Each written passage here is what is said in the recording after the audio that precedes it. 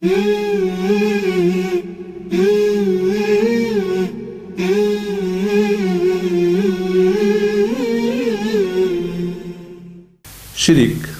শব্দটা আমরা শুনি, জানি, পড়ি, কিন্তু অনেকে আমরা জানি না।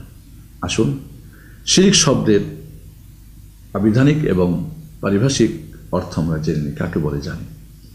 শিরিক তাওহীদের বিপরীত। তাওহীদ যেমন একাত্মবাদ, শিরিক হলো দ্বিত্ববাদ। তাওহীদ একক সাব্যস্ত করা, শিরিক হলো কি অংশীদার সাব্যস্ত করা। তাহলে কোনো কিছুর অংশীদার সাব্যস্ত করাকে বলা হয় শিরিক। অর্থাৎ আল্লাহ রাব্বুল আলামিনের সঙ্গে কাউকে শরীক, পার্টনার, অংশীদার সাব্যস্ত করা হচ্ছে শিরিক। শিরিক অত্যন্ত জঘন্য পাপ, যে শিরকের মাধ্যমে মানুষ ইসলাম থেকে খারিজ হয়ে যায়, তোবা ছাড়া মারা গেলে চিরস্থায়ী জাহান্নাম হয়। বড় শিরিক করলে তার জীবনের সমস্ত আমল পণ্ড হয়ে যায়। বড় শিরিক করলে মানুষ তার ধন, মাল, সম্পদ, জীবন সব কিছু কি হয়ে যায়? হালাল হয়ে যায়।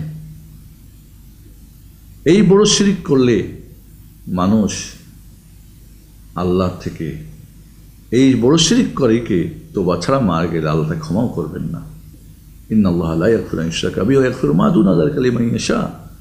আল্লাহ রাব্বুল শিরিককারীকে ক্ষমা করবেন না। বাকি শিরকের চাইতে ছোট ছোট পাপ হলে আল্লাহ ক্ষমা করবেন চাইলে। তাহলে আল্লাহর সঙ্গে কাউকে শরীক, অংশীদার সাব্যস্ত হলো শিরিক। এলো শাব্দিক অর্থ। শিরিক কাকে বলে? শিরিকের সংজ্ঞা কি? শিরিক হলো তাওহীদের বিপরীত।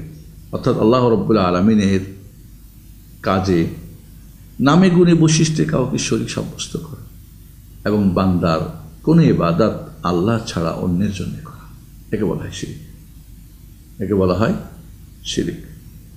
তাহলে আল্লাহর কাজে শরীক। আল্লাহ রাব্বুল আলামিন বাচ্চা দেন, যদি মনে করেন না পীর সাহেব বাচ্চা দেয়। আল্লাহ রাব্বুল আলামিন তিনি বৃষ্টি দান করেন, যদি বলেন না পূজার দিন তাই বৃষ্টি হচ্ছে। আল্লাহ রাব্বুল আলামিন সন্তান দেন, ছেলে দেন, মেয়ে দেন, আপনি বলেন না পীরের মাজা গেলে ছেলে মেয়ে পাওয়া যায়।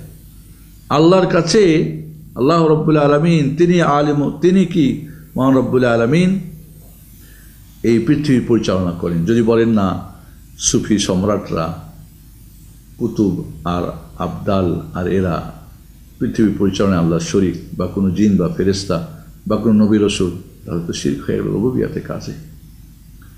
এইভাবে আল্লাহ রাব্বুল আলামিন তার নামে গুণে বৈশিষ্ট্যে একক। আল্লাহ তাবারক, আল্লাহর নাম, এখন আমরা সিন্নির নাম দিলাম তাবারক, নামে শিরক হয়ে গেল।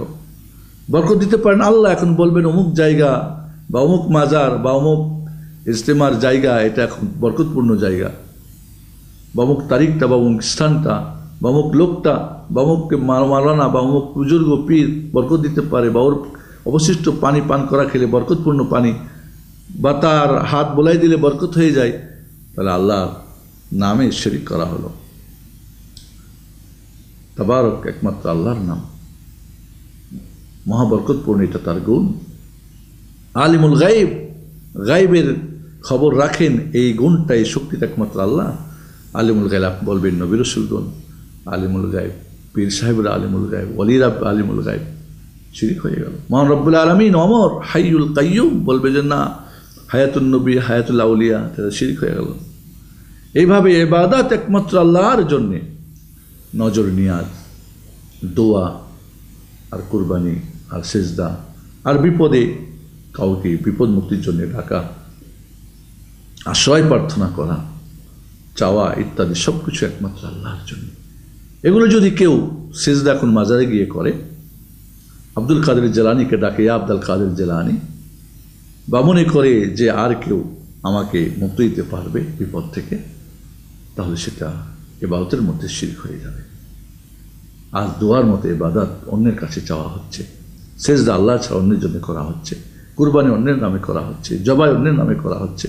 কুল ইন্না সলাতি ওয়া নুসুকি ওয়া মাহইয়ায়া ওয়া মামাতি লিল্লাহি রাব্বিল আলামিন, আল্লাহর জন্য হবে, সেখানে অন্যের জন্য হচ্ছে। তাহলে শিরক আল্লাহর কাজে, আল্লাহর নামে গুণে বৈশিষ্ট্যে আল্লাহর সঙ্গে কাউকে শরীক করা, যে নবী হোক, রসুল হোক, পীর হোক, বুজুর্গ হোক, জীবিত হোক, মৃত্যু হোক, বট গাছ হোক, আর সূর্য, চন্দ্র, নক্ষত্র আর মূর্তি, যেই কেউ হোক না কেউ হোক, জীবিত আর মৃত্যু যেই হোক, এবং বান্দার ইবাদত আল্লাহ ছাড়া অন্য কাউরি জন্য করা, সেটাই হলো শিরিক।